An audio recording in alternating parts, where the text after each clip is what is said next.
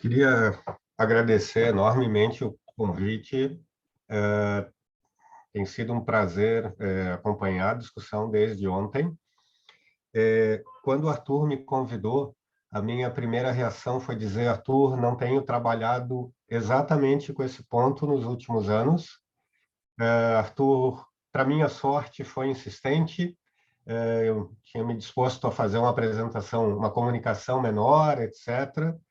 E acabei aceitando o convite de fazer essa comunicação mais longa e acho que foi, pelo menos para mim, uma boa opção. Eu tive a chance de recuperar coisas com as quais eu me Se incomoda. relacionei nos últimos anos.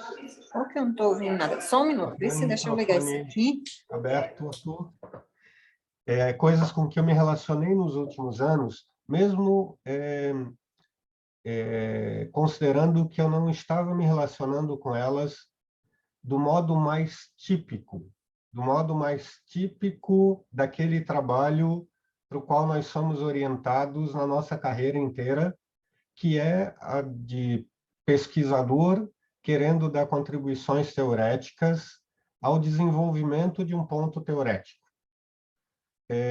Bom, a minha relação com essa discussão não é essa, apesar de eu acompanhar, em algum grau, a discussão teorética que vem acontecendo, tá?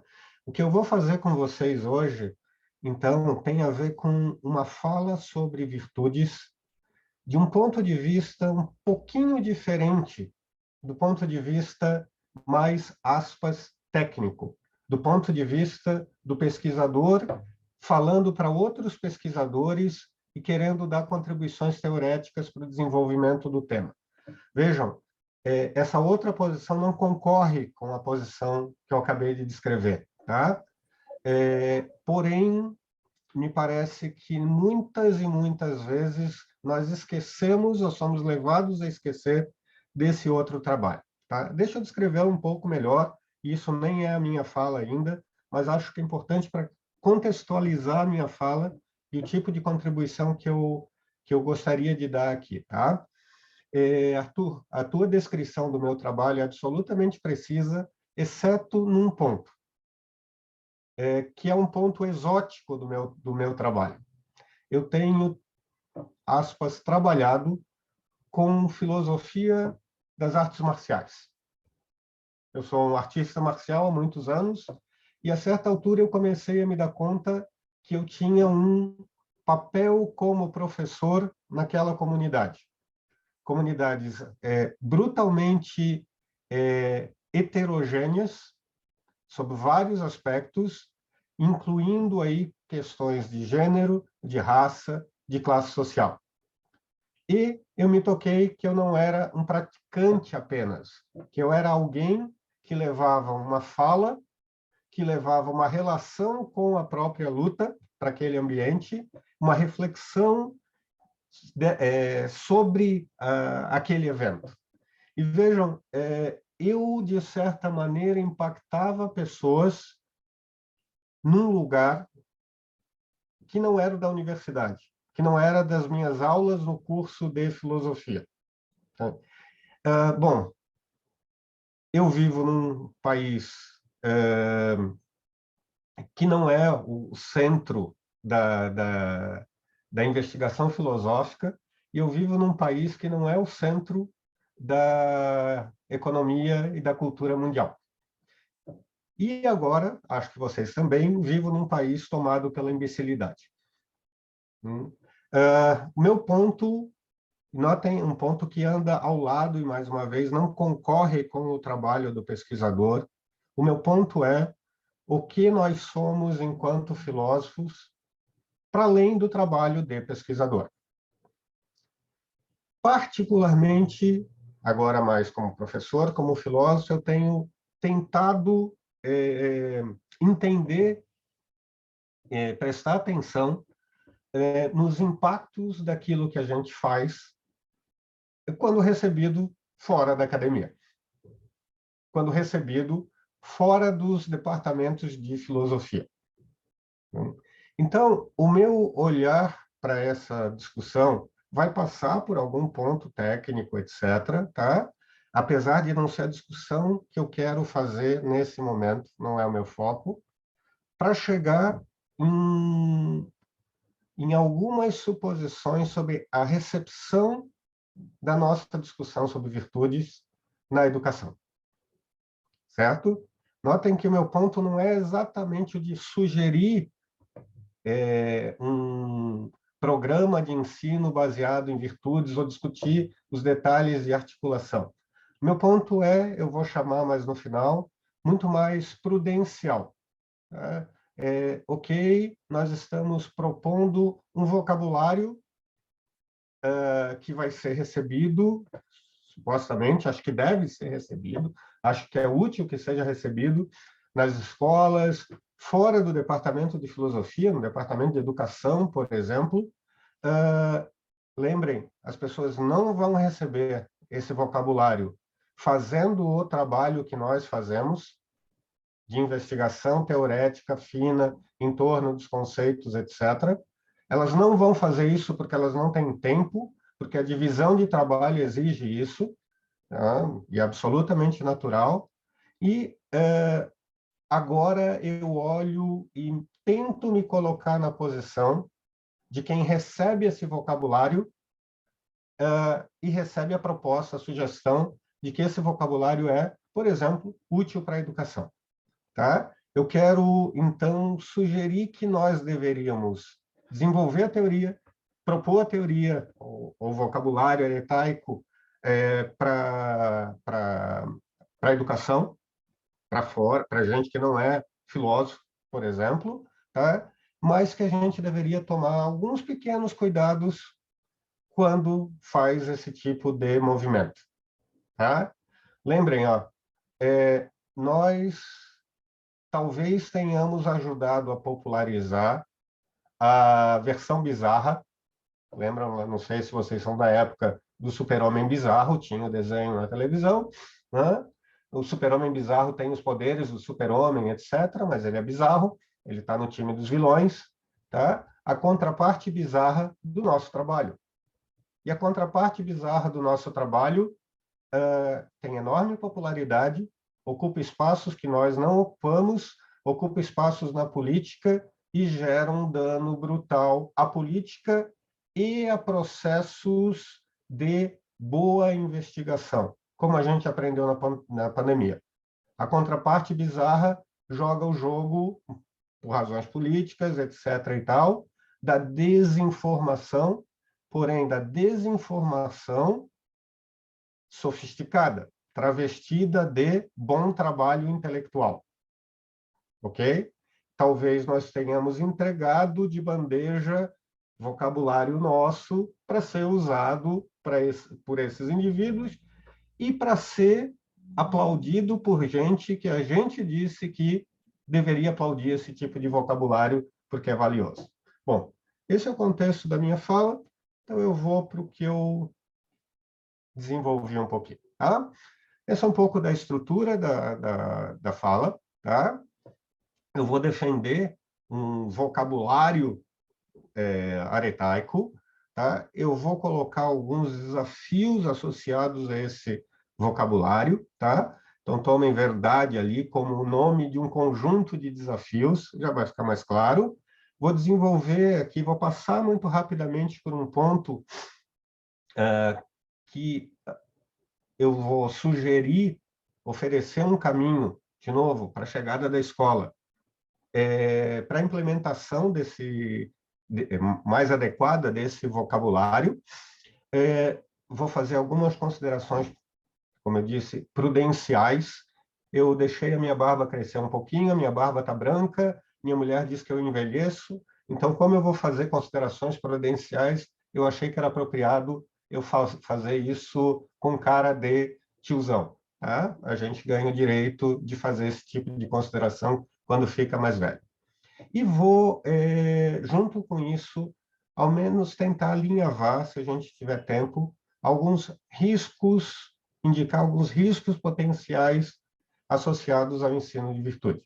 né? Alguns riscos de uma recepção na cultura, na educação, do vocabulário de virtude. Tá? Bom, eu vou começar, então, situando o contexto em que o vocabulário heretaico quer entrar na escola. Tá? A gente quer contribuir. Lembra, o vocabulário de virtudes, o vocabulário heretaico vai sempre flutuar entre epistemologia e moral. Eu estou fazendo um recorte aqui, tá? E esse recorte aparece na pergunta. Afinal de contas, quais os fins epistêmicos, entre aspas, essa separação é em algum grau artificial, da educação? E lembrar que, assim, a gente tem alguns candidatos muito tradicionais no mercado. Isso não é exaustivo, tá? É mais para ilustrar o ponto do que para oferecer uma discussão exaustiva. O primeiro desses candidatos é verdade, ou conhecimento, etc. Tá? Alguma coisa nesses termos.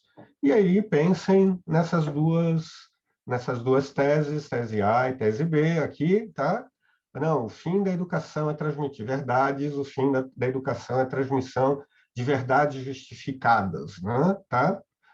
Duas críticas aqui, eu começo com a de baixo, o velho Paulo Freire, lembrando que, bom, tem um problema de fundo aqui, né? Alguém determina, sem olhar para os alunos, eventualmente, que tais verdades são importantes, que tais verdades acompanhadas com tais e tais justificativas são importantes, e isso vira conteúdo que chega para os nossos alunos.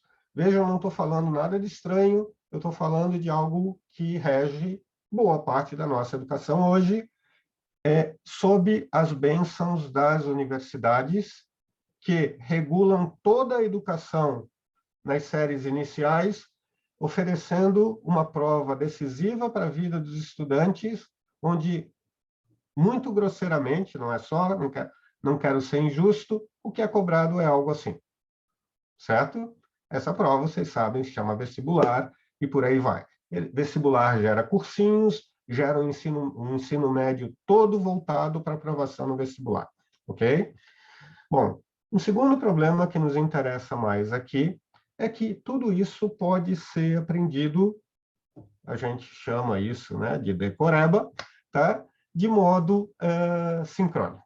Eu posso entender quais são as verdades, e repetir, as verdades que eu deveria saber, assumir, né, eventualmente criar, ter crenças, as crenças, aspas, verdadeiras, porque o que está em jogo não é se é verdadeiro ou falso, o que está em jogo é que alguém disse que é verdadeiro, tá? Eu posso aprender as evidências que foram sugeridas para mim como evidências adequadas para aquela informação. Eu ainda estou decorando, assim, ou fazendo algo parecido com decorar, tá? Bom, eu afirmo que Pedro Álvares Cabral descobriu o Brasil e, como eu sou razoavelmente sofisticado, eu não só repito isso, eu repito isso e repito as evidências que me foram apresentadas para Pedro Álvares Cabral descobrir o Brasil. Isso é, obviamente, um problema, porque isso não insere alguém numa investigação, em algum grau, mesmo que incipiente, sobre o problema em aberto de quem descobriu o Brasil. Tá? Bom, um segundo candidato, também bem conhecido, é o raciocínio crítico, pensamento crítico, seja lá o que for. Eu vou pensamento crítico, me parece que tem dois aspectos.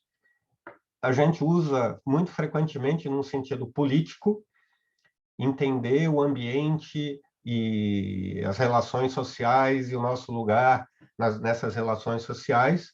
Aqui o ponto, lembrem, é epistêmico, tá? E eu vou, então, sugerir uma primeira leitura, né?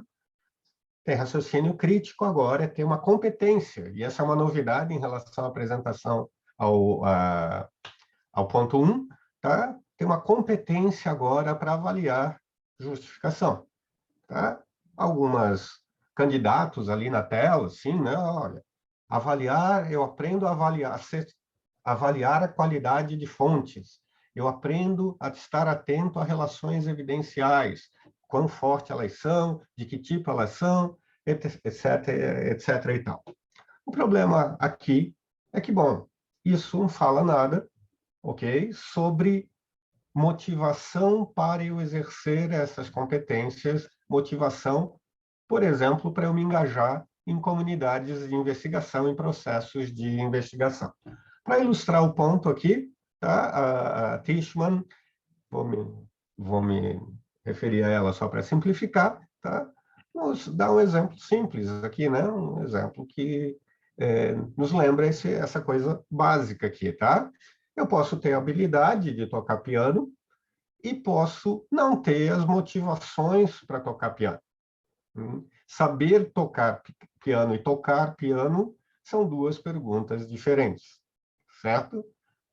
Ok? Então, o ponto aqui, que está destacadinho ali no final, é a gente parece ser útil acrescentar algum elemento associado à educação para motivação desse tipo do engajamento em atividades de investigação, em atividades de questionamento sobre a evidência apresentada para uma determinada tese, uma determinada informação, etc. Isso leva agora, tá? E aqui eu estou pegando o Harvey Siegel, o acréscimo de uma segunda propriedade na definição de raciocínio crítico. Então, o que o Siegel sugere nesses termos aqui, então, assim, a gente quer também espírito crítico. E isso parece entrar aqui para resolver o problema da motivação, eu estou tomando como tal. Tá? Só aqui, vejam o Siegel, que não é um defensor da epistemologia das virtudes, tem uma relação tensa, né, de alguma aproximação em alguns pontos, de críticas em outro ponto, e eu vou falar bastante hoje a partir das críticas que o Siegel faz, apesar de não mencioná-las diretamente. O Siegel abre as portas aqui para a gente falar de traços de caráter, etc., e acho que com isso abre as portas para a gente falar de virtudes. Então, bom, nesse espírito, tá, deixa eu fazer um desses movimentos de vamos olhar para aquilo que a gente, para nós, filósofos, jogando sobre a cultura. Nós falamos de coisas como, por exemplo, o amor pela verdade. Lembrem, ó, os nossos alunos dizem que a filosofia, que o filósofo persegue a verdade, etc, etc e tal. Tá? E vamos, de novo, pensar no mundo bizarro e lembrar o quanto a fala sobre a verdade foi incorporada pelo mundo bizarro, até como lema, ok? Bom, eu peguei o Locke, podia ser qualquer um, o Locke aqui é mais engraçado, porque depois tem a piadinha dele aqui, né? Todo mundo acha que procura a verdade, olha só, né? Talvez a gente deva desconfiar um pouco disso. O que é isso? O que a gente está falando? E notem, para destacar, lembrem, nós falamos isso para os nossos alunos repetem no Facebook, fazem loas à grandeza da filosofia por conta do seu compromisso com a verdade, e a gente não discute o que isso significa. O chavão chega para a cultura, tá? E eu vou sugerir várias maneiras de interpretar uma declaração desse tipo, tá? Eu faço algumas sugestões aqui, isso de novo não é exaustivo, certo? Alguém pode tomar isso como o amor pela posse de crença verdadeira. E veja, ó, isso alimenta, por exemplo, o fanatismo religioso, né? Certo? Não, a gente tem que se apegar a crenças verdadeiras e tal tipo de livro sagrado é fonte, como todo mundo sabe, de crenças verdadeiras. Então, parece que tem mais em jogo. Por outro lado, sim, a gente tem amor a crenças verdadeiras. Eu quero tomar chá agora, eu estou bem interessado na crença, eu tenho uma xícara de chá aqui, posso tomar chá agora, certo? Então, notem, eu posso ler essa declaração de maneiras diferentes e talvez a gente devesse entregar para as pessoas essas sutilezas de interpretação e não o lema. Guardem disso, porque isso está no fundo da minha fala. Tá? Uma maneira diferente é, bom, eu devo cultivar o amor pela boa investigação. Eu acho que é muito melhor do que a primeira, tem muito mais a ver com aquilo que a gente faz. Acho que está mais no espírito do que o Locke e a tradição filosófica quer dizer. E eu queria sugerir uma terceira interpretação, um pouquinho mais ampla. A gente não se interessa só pela verdade. Lembrem, a gente está em tempos de entender, por exemplo, os aspectos negativos, o que impacta negativamente produção e circulação de conhecimento numa determinada cultura. A gente está em tempos dela, a Alessandra está aqui, muito legal, dado para ouvi-la, em que a gente fala de injustiça epistêmica, que a gente fala de silenciamento, que a gente fala de um monte de processos sociais que obstruem o conhecimento. E a gente fala de vícios intelectuais, né? Cassan está flutuando por esse evento também. Tá? Então, bom, deixa eu seguir adiante para não perder tanto tempo aqui. Então, com isso, vamos para um terceiro candidato. Tá? Lembrem, né? Conhecimento, pensamento crítico, o que eu chamei agora de florescimento intelectual. Tá? A gente usa essa imagem por aí, acho que ela é bonita e a imagem não importa. E aqui eu recupero a Zagzebski lá no começo da discussão sobre, né, na entrada, né, de um caminho aristotélico para virtudes. Lembrem, virtudes entra no vocabulário epistêmico por um caminho, aspas, platônico. O olho é virtuoso quando enxerga bem. Tá? Zagzebski é uma das pessoas que vai lá no começo dizer, não, olha só, a gente deveria olhar para o vocabulário aretaico por outras razões também. Tá? Bom, e uma das razões é a que me interessa agora, está em destaque aqui. Tá? O vocabulário aretaico tem um conteúdo rico para avaliação de indivíduos. Não se trata, gosto muito dessa passagem, não se trata apenas de dizer, lembrem dos pontos anteriores, que fulano não tem crença justificada.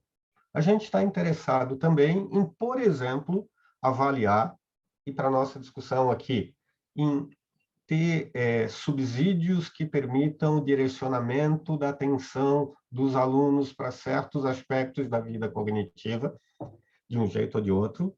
Nós estamos interessados em dizer que as pessoas que fulano tem a mente fechada, ou teve nesse caso, que fulano é obtuso, é rígido, e por aí vai. Pensem em todo esse vocabulário que ocupa algum lugar, né, no vocabulário heretárico. Tá? Eu estou interessado nisso. Tá? E o meu olhar para virtudes intelectuais tem primariamente essa motivação. Tá? É um vocabulário rico, etc., e eu compro isso. Só que a gente tem um antigo problema na discussão mais teorética sobre epistemologia das virtudes, tá? Que eu quero trazer um pouco agora para a discussão sobre a educação.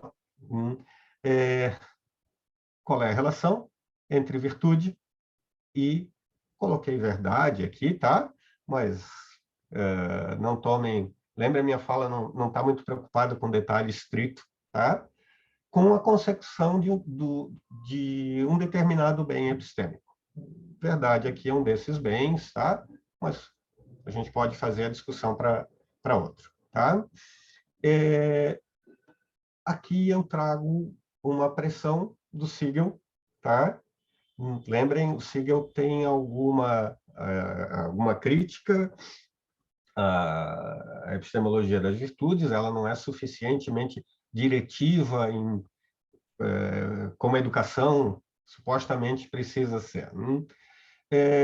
A crítica toca exatamente ali no ponto que me interessa, que está destacado com vermelho mais forte. Tá? Educação tem a ver com ensino de, não só, ok? Mas com ensino de ferramentas, também no sentido lato, que permitem sucesso, ok? E a gente não pode perder isso de vista, né? Ok? Lembrem, nós não vamos a médicos que são intelectualmente virtuosos, ponto. Nós vamos a médicos que resolvem problemas. E a gente não pode perder isso de vista, ok?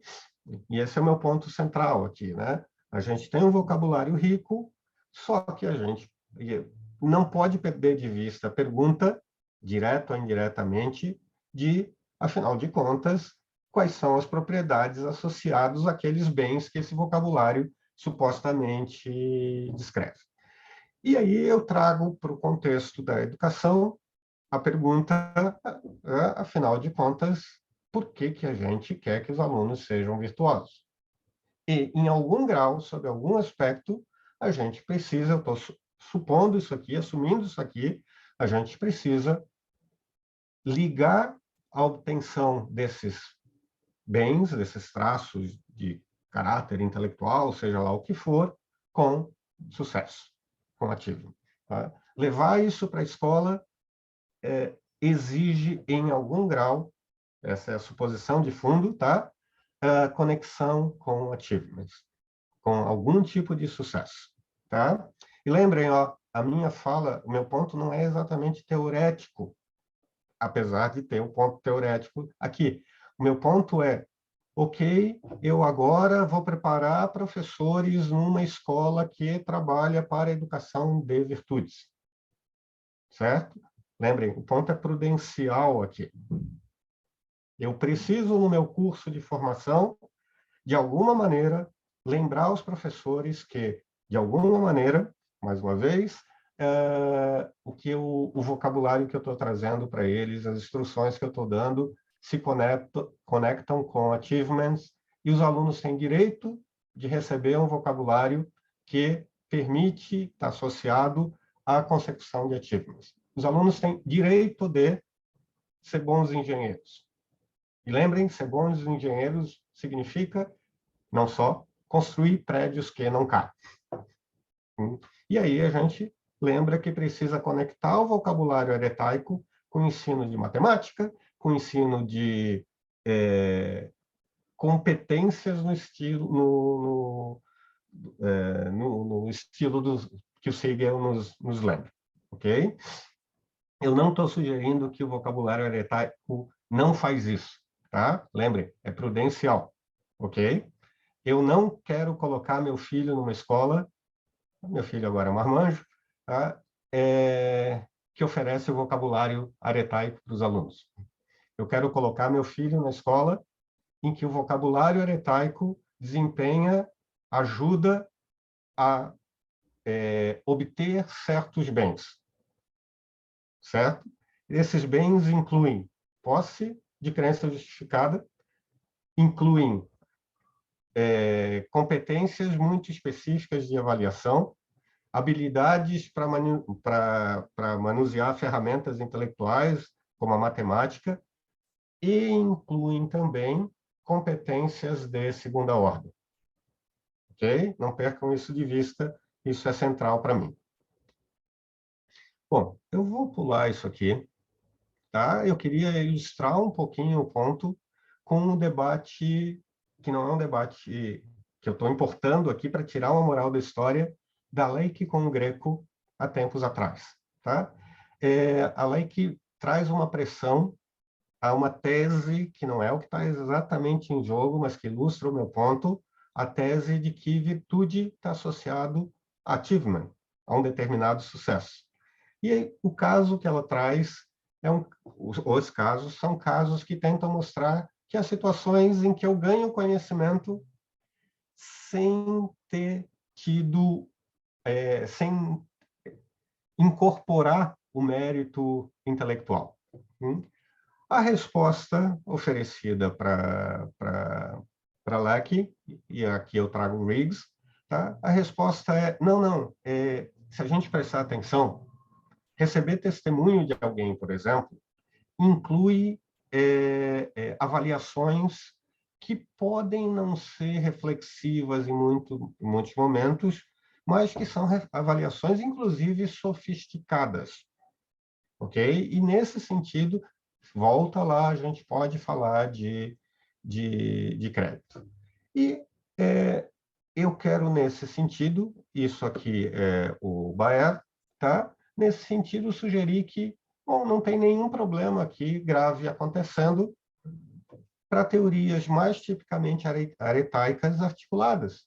Bom, talvez, veja, talvez reagir à posição de uma fonte de testemunho, identificar não seja uma virtude no sentido, no recorte mais aristotélico do termo, tá? Mas parece que, se eu tomar algum caminho, eu posso continuar mantendo o vocabulário aretaico para avaliar uma situação em que alguém pede informação na rua para uma pessoa claramente embriagada. Para dizer, por exemplo, que tal indivíduo não foi sensível aos detalhes, ou alguma coisa do gênero. Tá? Bom, um primeiro ponto, então, daqui.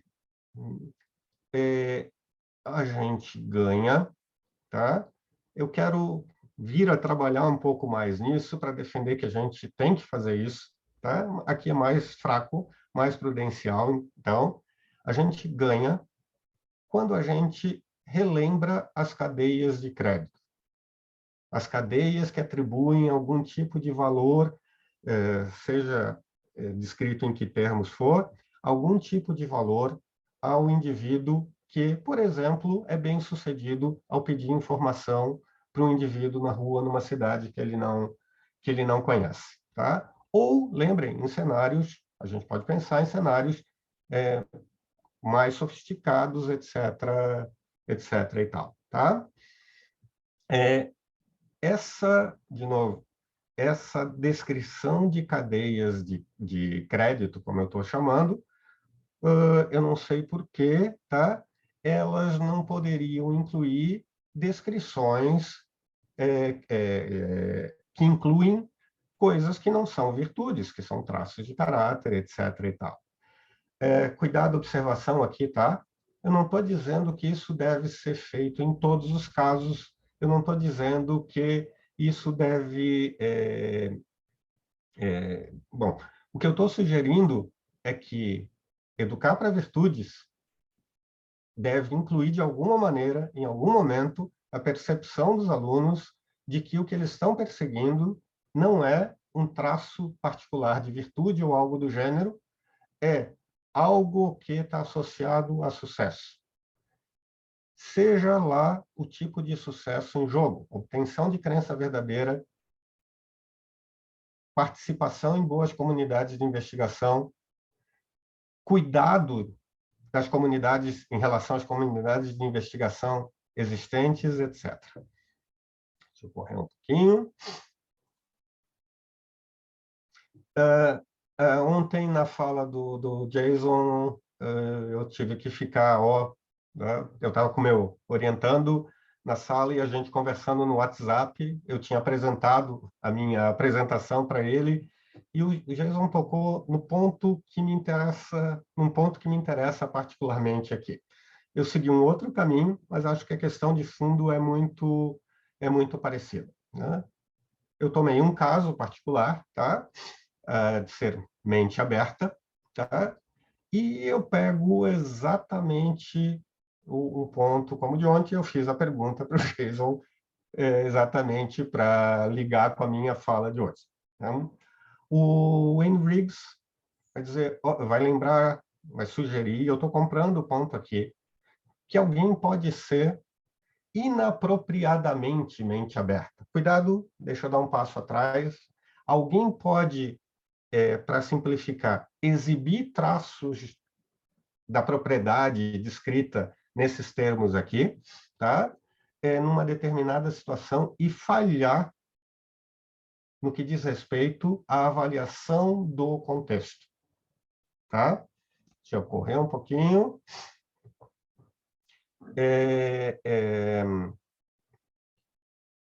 Eu volto para o meu ponto prudencial, ok? E ontem eu fico um tanto quanto insatisfeito com a resposta do Jason, olhando para isso. Tá? Ok, vamos supor que ao levar o vocabulário, nós coloquemos esse vocabulário à disposição dos estudantes. Não é a única estratégia, etc., mas parece ser uma das estratégias sugeridas. E parece ser uma estratégia muito razoável. Nós descrevemos para os estudantes traços de ser mente aberta. Ou nós, em certas situações, apontamos para alguém e dizemos, fulano não foi mente aberta, e não foi mente aberta porque não considerou a opinião do outro, da outra pessoa. Tá? Aqui, a observação prudencial vamos oferecer para os alunos, não devíamos correr o risco, ou deveríamos tomar algum cuidado, tá? Ao oferecer uma descrição incompleta do que é ser mente aberta. Por analogia, tá? E isso motivou a minha fala lá no começo. Nós ensinamos o vocabulário de raciocínio crítico, nós colocamos à disposição das pessoas na cultura. Eu não aguento mais ver guri tosco refutando teses, tá? Porque fulano cometeu uma falácia. Guri que vai para um contexto, para usar o termo novo aqui, em que a gente está formulando uma hipótese, por exemplo. Levanta a mão e, de modo tremendamente arrogante, diz, tem uma falácia ali. Bom, não é exatamente uma falácia, né? Ok? Ou não, ou é uma tese mal articulada porque ela é incipiente, né? Porque você está trabalhando com o primeiro insight, ou porque é uma exposição resumida de uma tese, numa determinada circunstância. O uso inapropriado do vocabulário precioso de avaliação. Tá? A minha tese prudencial vamos levar isso para a escola, a gente precisa também trabalhar, não é que a gente vai resolver esse problema, mas também trabalhar no que diz respeito aos limites desse vocabulário. Deixa eu correr um pouquinho aqui. Então, um pouco do que a gente já tem aqui, tá? 2 sugestões prudenciais, tá? São ênfases, coisa e tal, eu não estou sugerindo que o que está sendo proposto, etc. e tal, não carrega isso, tá? Lembrem, é prudencial isso aqui. Tá? Relembrar para que serve o vocabulário das virtudes. Lembrem, vocabulário das virtudes não é bonitinho. Vocabulário das virtudes, dados os fins epistêmicos, tem funções epistêmicas, certo? Eu sugeri algumas. Segundo, alertar sobre os danos potenciais do exercício de traços de virtude. E o traço de virtude aqui, eu estou remetendo lá para a discussãozinha sobre em torno do Riggs. Tá? Ok, a gente quer educar para indivíduos que, idealmente, têm os 2 níveis da virtude. Né? Tem o primeiro nível, a identificação dos traços que caracterizam alguém como sendo mente fechada, ou agindo como alguém mente fechada numa determinada situação, mas a gente quer também educar gente que seja sensível às situações em que é apropriado, por exemplo, avaliar alguém como sendo mente aberta.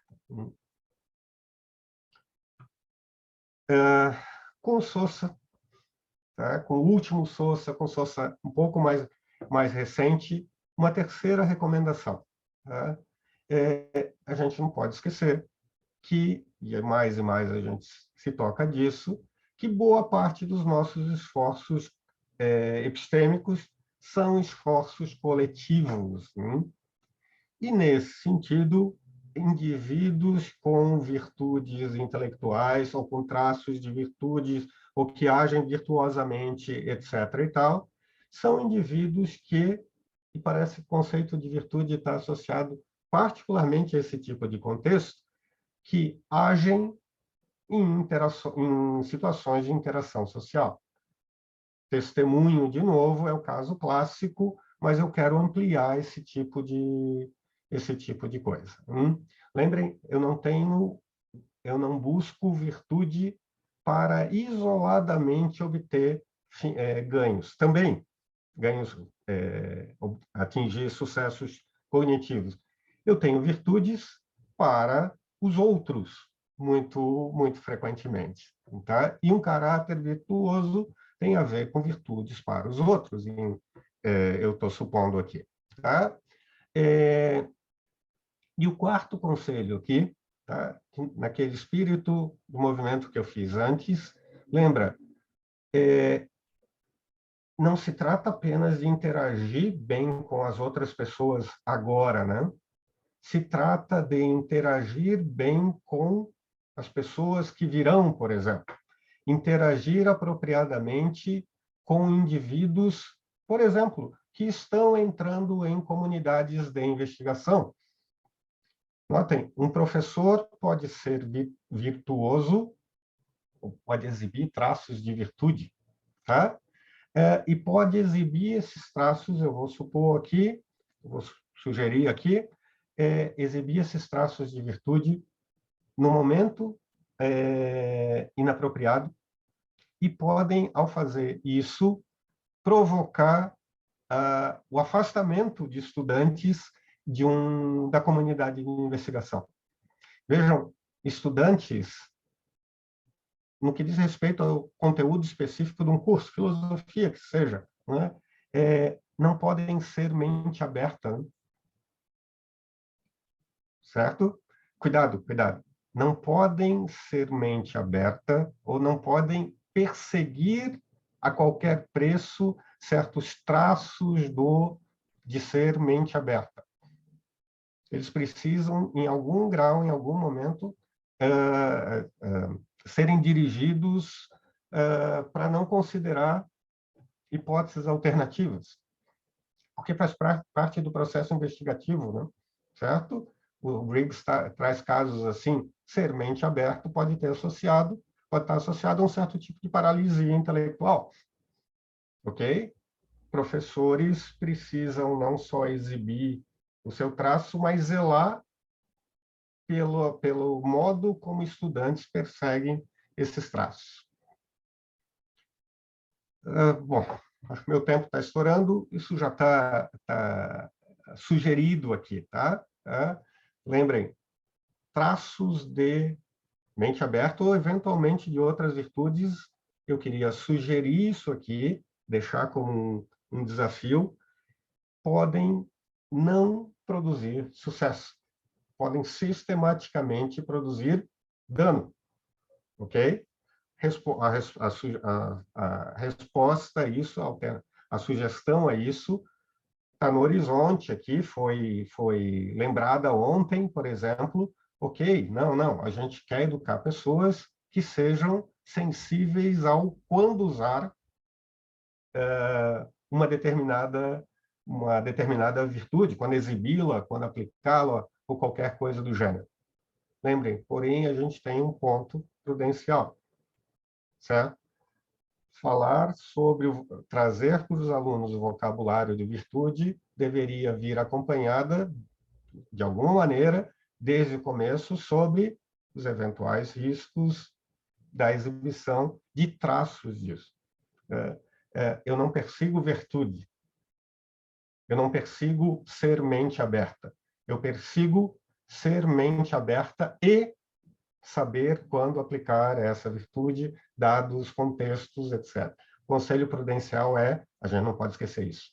Senão o vocabulário corre o risco de ficar vazio, pior, corre o risco de ficar danoso.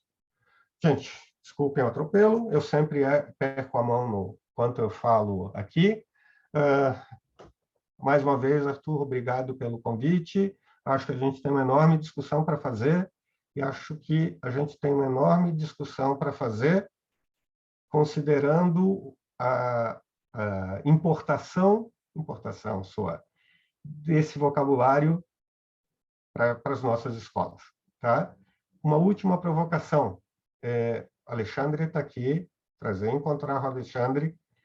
Falou antes Alexandre, estive na banca da dissertação dele sobre ensino de virtudes e educação. Eu tenho 2 orientandos trabalhando nesse território, e é tremendamente assustador que a nossa comunidade, a comunidade da filosofia, trabalhe com suposições de que, por exemplo, fazer um trabalho em epistemologia da educação seja um trabalho menor. E a nossa comunidade pensa esse tipo de coisa. É brutalmente assustador. Brutalmente assustador. Tá? Talvez a gente devesse dar um passo atrás ou ao lado para lembrar o que acontece quando a gente joga o nosso vocabulário para fora da universidade. A gente não está só perseguindo um ponto teorético, né? Também tem que perseguir, claro. Tá? A gente está, como está fazendo hoje aqui, a gente está falando com gente o tempo todo, inclusive nessa sala, eu suponho, que não está perseguindo esse ponto teorético. Né? E que, eventualmente, vai levar para a cultura um vocabulário, uma tese, etc. E tal. Bom, isso, obrigado. Obrigado mais uma vez pelo convite. Obrigado, Alexandre. Apresentação muito importante. Eu vou pular direto para as perguntas para evitar, aproveitar bem o horário, mas você respeitou bastante tempo. Só estourou, entre aspas, 3 minutos, 4 minutos aqui. Passar primeiro para o Alexandre de Borba, pergunta por áudio, por vídeo mesmo. Pode falar, Alexandre. Alexandre, muito obrigado pela tua apresentação. Eu gostei muito das sugestões prudenciais que tu colocou. Queria saber primeiro se tu já tem alguma coisa escrita e, em segundo lugar, aí as questões que eu tenho sobre a tua apresentação. A minha internet ela está um pouco instável, então pode ser que eu não tenha pegado algum ponto exatamente.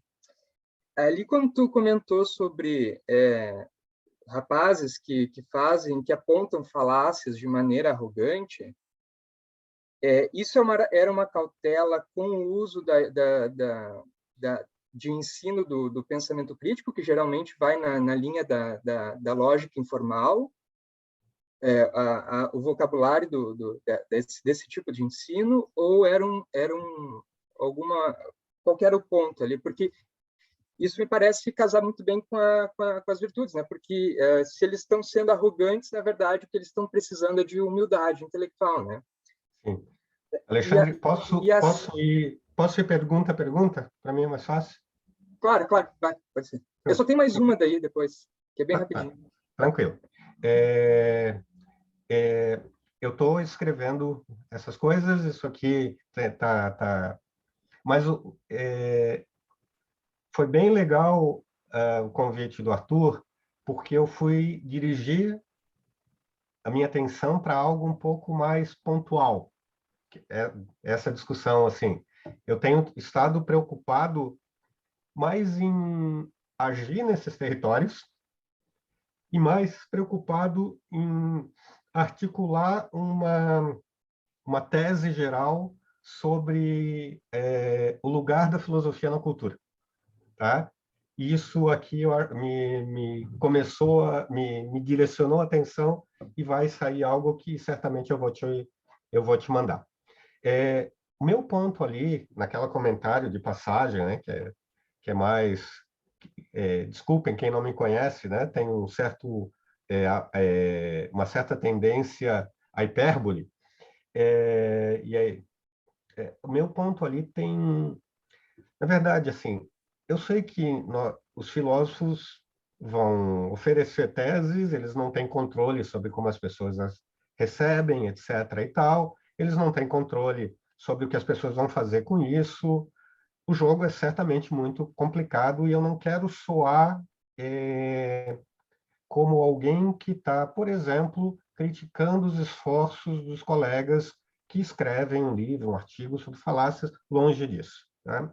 Meu ponto é mais exatamente é um ponto é um puxão de orelha à nossa comunidade. Sou arrogante também, mas lembra, eu sou velho.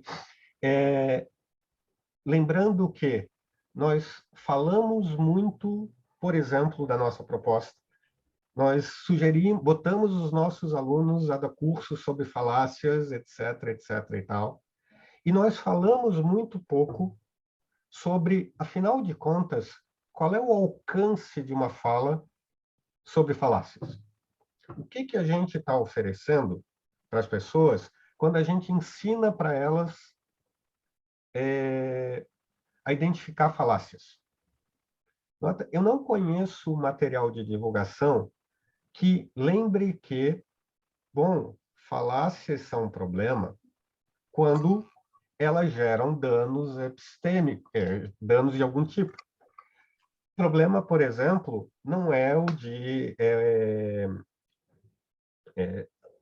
usar argumento de autoridade.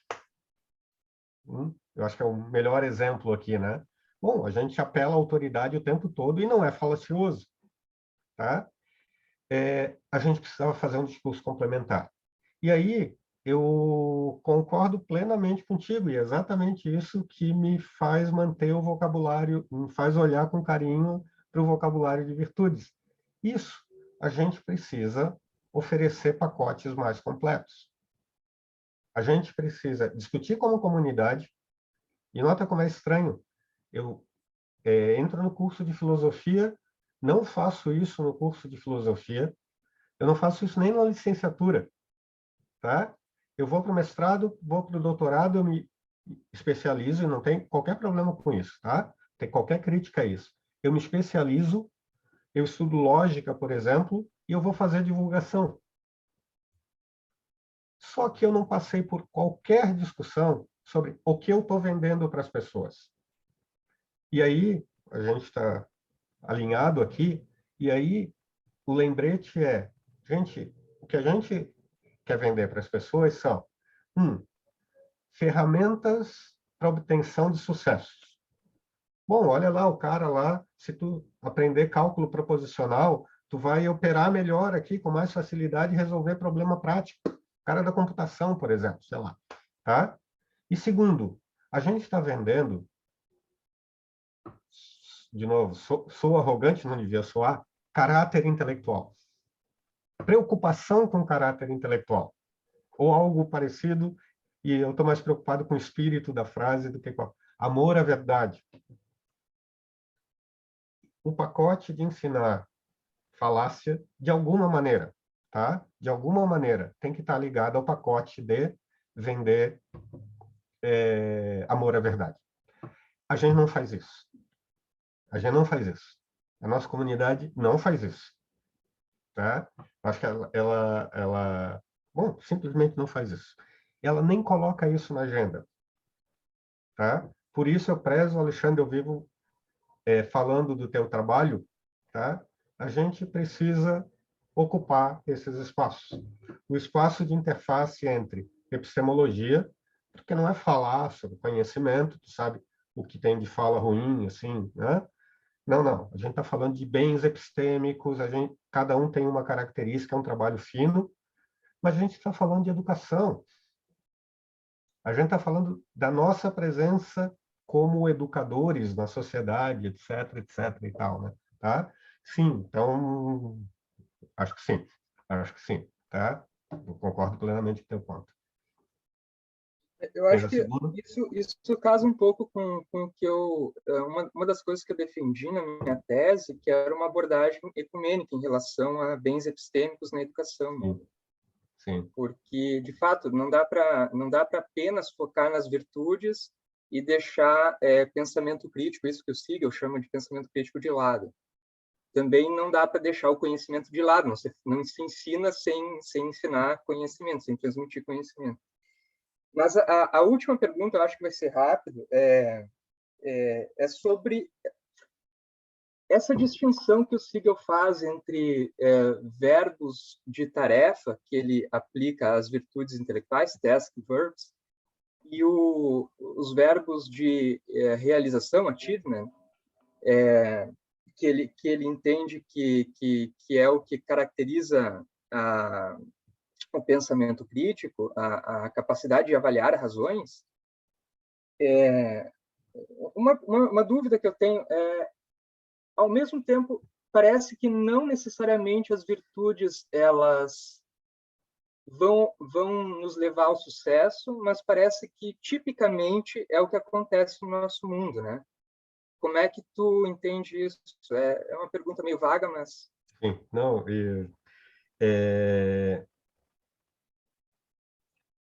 quando eu escrevia e fazia aquela sugestão das cadeias de achievement, coisa e tal, eu reescrevi aquilo de várias e várias vezes, acabei ficando com achievement mesmo considerando o risco de alguma leitura a partir da leitura mais técnica, coisa e tal, que supusesse que eu estava sugerindo algo mais forte do que eu estou sugerindo. Então, eu também trabalho sob uma perspectiva pluralista, tá? E acho que o vocabulário de virtudes absorve bem essa perspectiva pluralista, e é exatamente aí que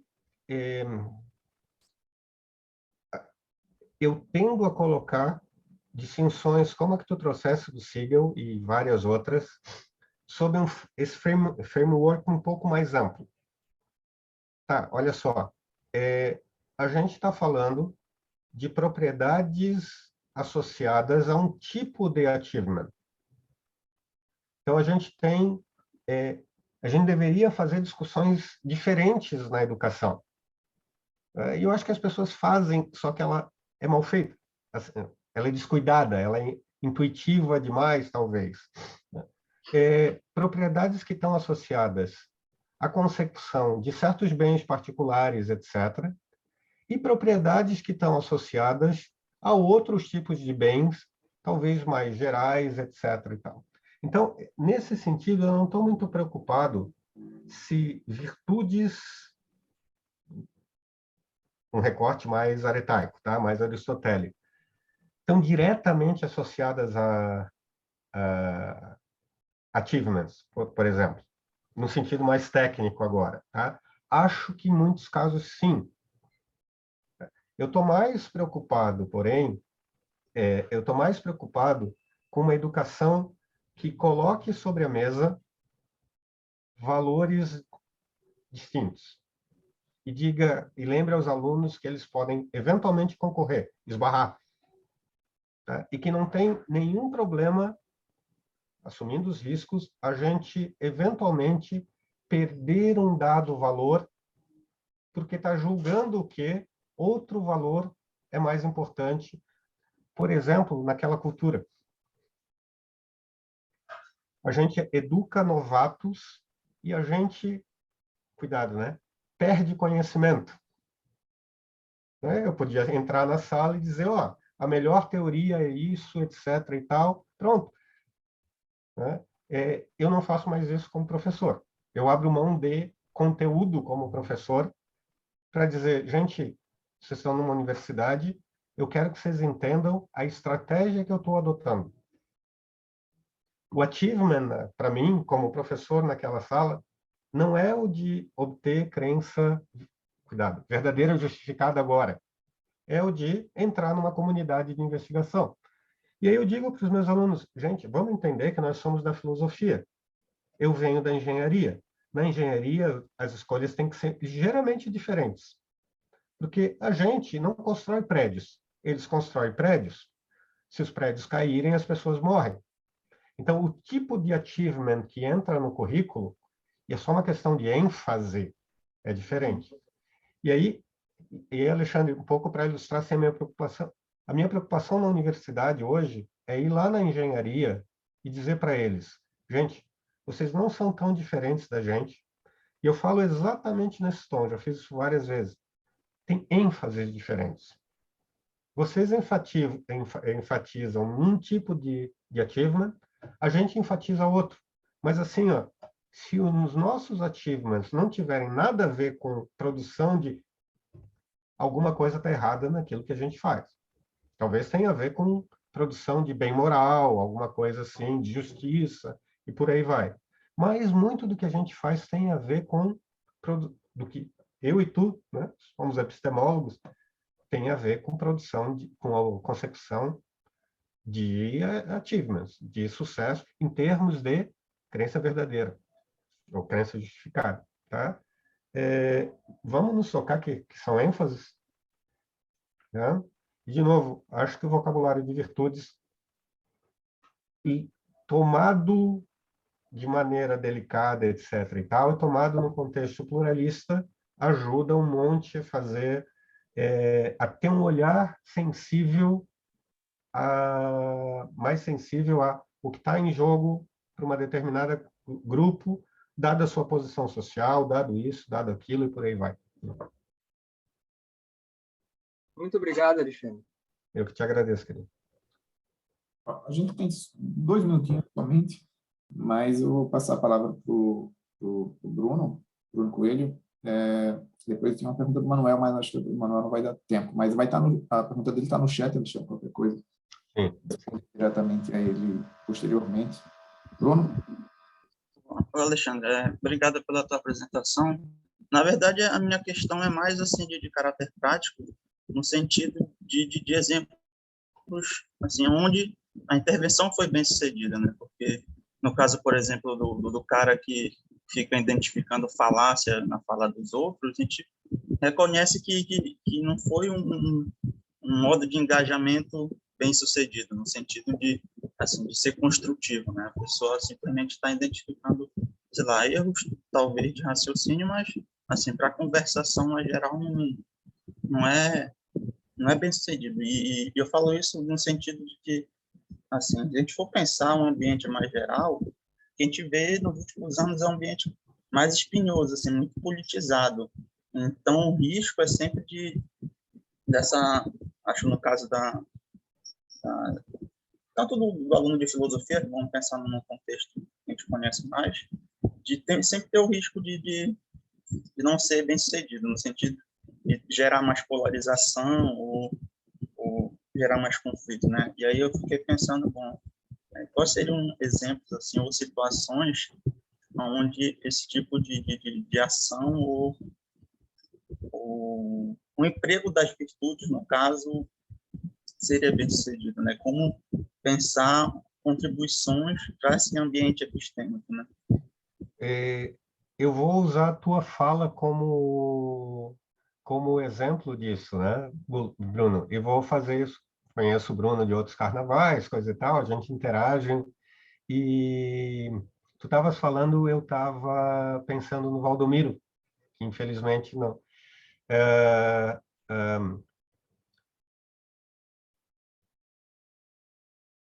A tua fala vem com os cuidados de avaliação da situação, que são típicas de quem está fazendo um exercício, que eu vou, assim, no sentido grosseiro, né, de segunda ordem, fazendo perguntas sobre, por exemplo, bom, olha só, onde é que é o lugar apropriado para fazer essa fala, o que eu estou cultivando com a minha fala, etc. e tal, tá? Talvez a gente possa fazer o trabalho de perguntar quais as virtudes estão envolvidas quando a gente faz esse tipo de movimento aqui, né? Que envolve um certo tipo de prudência, cuidado na avaliação do ambiente, etc., etc. e tal. Acho que tem uma lição mais geral que vem embutida no que acabei de falar para Alexandre, que é, bom, a lição, a atenção a preocupações de segunda ordem no que diz respeito às informação, uma tese, uma teoria, etc., que a gente domina. Meu ponto tem mais a ver assim com essa coisa geral desse movimento de segunda ordem. Esse movimento de segunda ordem, como tu nota, não é um movimento para uma posição iluminada em que eu entendo as nuances das relações sociais e faço uma intervenção bem sucedida no sentido de resolver um determinado problema. Nós fazemos falas que, cuidado sim, aumentam a polarização. Fazemos porque às vezes não avaliamos bem, fazemos fazemos algumas vezes porque não conseguimos avaliar bem, porque não temos e não estamos em posição de ter informação sobre tudo que está em jogo, e às vezes fazemos porque somos intelectualmente descuidados, vaidosos, por exemplo, etc. e tal, né? A minha fala, então, tem menos a ver com sabemos qual é o tipo de fala que devemos fazer, e mais a ver, prudencialmente, com nós somos filósofos, gostamos da posição de segunda ordem, iluminada, etc. e tal, apresentamos o mito da caverna para as pessoas nos cursos de introdução da filosofia, como quem diz, nós saímos da caverna, em algum grau. Tá? Cuidado, estou falando de um traço que às vezes a comunidade parece exibir. Nós nos vestimos, nos comportamos, praticamos os esportes apropriados quando praticamos e por aí vai. Tá? Gostamos dessa posição da segunda ordem iluminada e fazemos pouquíssimo esse exercício em relação ao que a gente oferece para a cultura.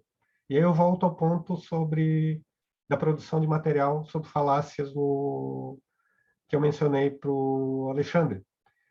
Cuidado, a crítica não é quem produz o material, a crítica é o contexto geral da produção de material, que vou pegar o mote aqui, pouco virtuoso. A apresentação, por vezes, é muito clara, é brilhante, é excelente, é tecnicamente boa, mas nota, mais uma vez, não há nenhuma preocupação em, pelo menos, como o Zé fala lá, olhar para o lixo que a gente está produzindo. Olha, talvez a gente devesse produzir um novo material falando sobre falácias, lembrando o quê? Nota essa preocupação que eu estou criticando, ou a falta dessa preocupação que parece se espalhar na comunidade, ou ser frequente na comunidade. Tá? Não, se eu faço um vídeo de divulgação sobre falácias, eu fiz o meu trabalho como filósofo, eu fiz divulgação filosófica. Eu vou dizer, sim, fez, só acho que não fez o trabalho completo. No espírito da discussão da segunda ordem. Pelo menos volta à posição de segunda ordem e rever o que tu está fazendo.